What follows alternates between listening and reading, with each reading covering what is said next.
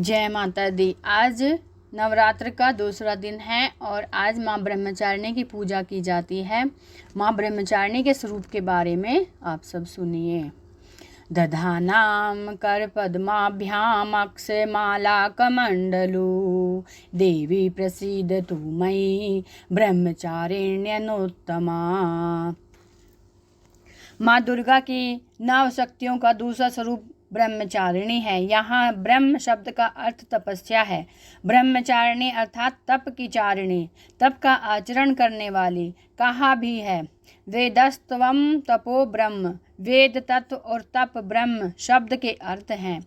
ब्रह्मचारिणी देवी का स्वरूप पूर्ण ज्योतिर्मय एवं अत्यंत भव्य है। इनके दाहिने हाथ में जप की माला एवं बाएं हाथ में कमंडलू रहता है।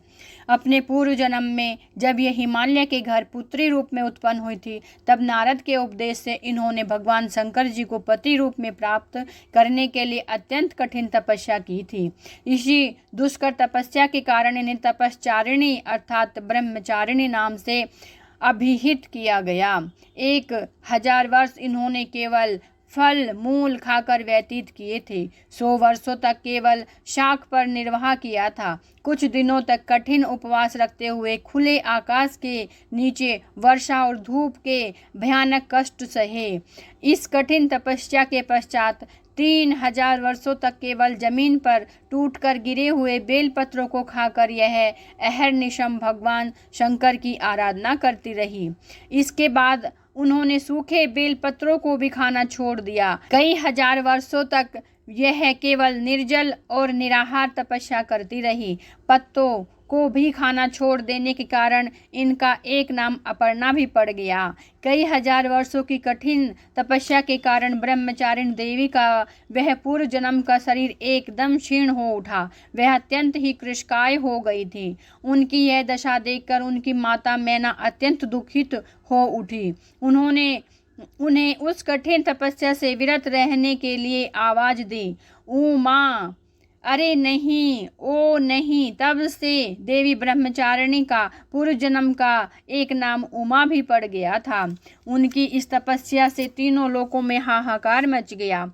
देवता, ऋषि, सिद्धगण, मुनि सभी ब्रह्मचारिणी देवी की इस तपस्या को अभूतपूर्व पुण्यकृत बताते हुए उनकी सराहना करने लगे। अंत में पितामह ब्रह्मा जी ने आकाशवाणी के द्वारा उन्हें संबोधित करते हुए प्रसन्न स्वरों में कहा, हे देवी, आज तक किसी ने ऐसी कठोर तपस्या नहीं की है। ऐसी तपस्या तुम्ही से संभव थी। तुम्हारे इस अलौकिक कृत्य की चतुर्दिक सराहना हो रही है। तुम्हारी मनोकामना सर्वतोभावेन परिपूर्ण होगी। भगवान चंद्रमौली शिव जी तुम्हें पति रूप में प्राप्त होंगे। अब तुम तपस्या से विरत होकर घर लौट जाओ। शीघ्र ही तुम्हारे पिता तुम्हें बुलाने आ रहे हैं। माँ दुर्गा का यह दूसरा स्वरूप भक्तों और सिद्धों को अनंत फल देने वाला है।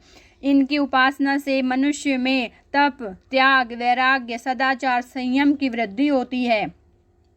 जीवन के कठिन संघर्षों में भी उनका मन कर्तव्य पथ से विचलित नहीं होता। माँ ब्रह्मचारिणी देवी की कृपा से उसे सर्वत्र सिद्धि और विजय की प्राप्ति होती है। दुर्गा पूजन के दूसरे दिन इन्हीं के स्वरूप की उपासना की जाती है। इस दिन साधक का मन स्वाधिष्ठान चक्र में स्थित होता है। इस चक्र में अवस्थित मन वाला योगी इनकी कृपा और भक्ति प्राप्त करता है। बोलो माँ ब्रह्मचारिणी की जय।